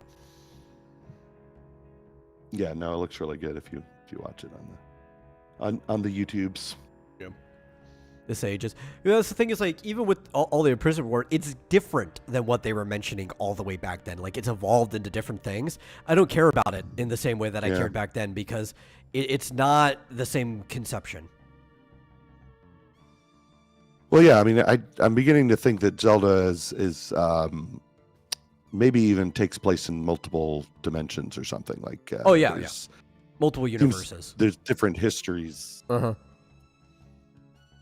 Yeah, I don't know if you can really even anymore consider it all just one timeline in the same universe, but I started having that opinion before Age of Calamity came out, right? My first initial opinion was that Breath of the Wild was a convergence of the timeline. Like it was so far away that the timelines had converged back together. But then my other opinion is that no, Breath of the Wild is just its own continuity of Zelda that shares things with the other continuities because of the type of universe they're in. But it's just disconnected. And Age of Calamity kind of solidified that for me. And even further with Tears of the Kingdom, with like the past, with the Zonai and the Sages and everything. Yeah. I mean, frankly, Ocarina of Time kind of proved that it's a multi-worlds kind of a thing. I mean, the split timeline is really just multiple worlds. Yeah. But this, I think, is like Age of even Calamity, further disconnected from that. Like, I think it's like... Yeah. Like, there was you could say, well, there's even more worlds that we don't even know about, and here's one. Breath of the Wild. Yeah. But I'm saying, like, so there's the split of the timeline that we're used to, which is the Ocarina of Time split, which is all one branching timeline. What I'm saying with like the Breath of the Wild stuff is it's even further back, closer to creation, and it's just a completely different split that doesn't even touch these other ones ever. Yeah, no, I agree. Because clearly the whole founding of Hyrule, like, okay, so it takes place after Hyrule falls and disappears, and then they refound it, but they never heard of the original. Like, at that point, what's even the point? It's a whole different like at first, I thought it could be as far back as Skyward Sword was the split, just because of the statues look the same as the oh my god, why am I spacing the Hylia statue? Skyloft? That was in Skyloft. Yeah, that ends up, right? Like, it's the same type of statue as in Skyloft. Well, I was thinking of Hylia, the goddess's name. It was blanking on me. But the problem was... Reading the chat. Very humorous. Especially with, like, the Zonai and everything, that sets it back even earlier than Skyward Sword. So that's why I think, like, this is a branch out maybe from creation that just, like, never even touched anything else. And it just happens to be similar. Yeah, and they're like, well, okay, so the Zonai are kind of like the Skyloftians. But they're also completely different. Oh. Yeah. Because it's like... Well, even Hylia it's like a in this version. Parallel... Yeah. It's like a parallel worlds kind of a thing, like in, Star Trek, where it's like, yeah, they're kind of similar, but quite different at the same time. So it's... Yeah. Oh, I think in this case, resign myself to saying it might be one timeline. That it's almost more like parallel worlds in the way that like Final Fantasy worlds are parallel to each other, right? And now there's a timeline in Final Fantasy VII, right, that is branching and doing different things, and that's kind of like the Zelda timeline we were in. We were just in the Final Fantasy VII equivalent, and this is like, okay, but Breath of the Wild and everything is Final Fantasy X. It's still Zelda, but it's just a completely different world of Zelda that we've been dealing with the whole time. Yeah, I'm fine. Yeah. I actually prefer it that way because then, like, my peanut butter and my jelly don't have to touch necessarily. I can enjoy them for completely different reasons. Yeah, quite the euphemism. My chocolate and my peanut butter. Yeah. Although those go pretty well together. Yeah, they all go well together. See, I was originally thinking that, and it would take another game or a novel or something where they could have come up with a way that the three timelines came back together somehow magically, and have some game where there's like Well, that's what I thought Breath of collisions the Wild was worlds doing and at stuff like first. that. Yeah. Yeah. And frankly, the original Hyrule Warriors sort of kind of started to do that. It's kind of an idea like that. But Tears I of the Kingdom like kind of screwed it up. Like, that Hyrule Warriors is not canon to anything except itself. I think it's part of what makes it magic. The only thing I dislike about it is the knowing that Linkle will never appear anywhere outside of Hyrule Warriors. Why though? They need to make And a Linkle. They made like a Linkle. Zelda. I'm telling you, Echoes of they Wisdom need to game. make one where Linkle goes through other Zelda games, and they call it a Linkle in Time. Here you go. Yeah. Perfect. I wonder if they get sued. They probably for wouldn't. that. I don't think you can parody. They wouldn't? You know. No. It's the only problem is that a Linkle in Time in Japanese would be called a Wrinkle in Time because of the L and the R. That's the only reason. But otherwise, no, that would definitely fly through parody laws, no problem. Maybe. But like if they're selling it as a full game? Yeah. Yeah. You could you can legally do that. Like there's no problem with that, especially because it's like you're using the name as a parody. That's the intent of the name. That would like you might get sued over it, but you'll win the case. That's what I'm saying. And it may not be worth your money though to go through the lawsuit. I don't know how litigious Madeline Lingle is. Probably not. I've seen so many things that were titled with parodies of A Wrinkle in Time. They're probably not very litigious. If his Choso says but Zelda doesn't even have a continuity, like full serious games. It's just like Looney Tunes. No, it's not supposed to. The intent is that it's not supposed to have a continuity. You can tell that clearly from the beginning. They wanted these all to be like different games, like they're just telling a fairy tale. It's especially why like Ocarina of Time is in some ways kind of just like a retelling of A Link to the Past, but instead of Dark World, Light World, it's past and future. But they started, and I think it's because of the fans started pushing it, and they started buying into it too. But they intended Zelda 2 to be a direct sequel to Zelda 1, and they intended Zelda 3, A Link to the Past, to be prequel. Like I think it was sort of explicitly stated. In the Japanese, that's not as clear. Like if you go to the Japanese manuals, that's something that's more clear in the American manuals, and it could have been them reading things into it. But as things go, the fans started pushing more and more into this timeline thing that they never wanted like a strict Zelda timeline. 2 was because they talked about how Ganon was dead. And then the third Triforce is missing, and but that's a lot of that is the English too, right? But all of it was supposed to be loose, right? Even with connections like that, it was always supposed to be loose. They never wanted to like fit things into a neat timeline. I think what is around Wind Waker is when things had to be put into a timeline. And that's when you start seeing people putting out like these fan timelines of like what's the order things happen, how are they connected. You start seeing Zelda respond or Nintendo responding to different things like that. Even further with Twilight Princess, and that's where the split timeline theory started coming about. And now Nintendo's just in a mess that they have fully bought into, you know. Yeah. I always found it intriguing that supposedly, and I don't know if it's just the English translation, but Zelda 2 is supposed to be the same Link from Zelda 1, but a different Zelda. That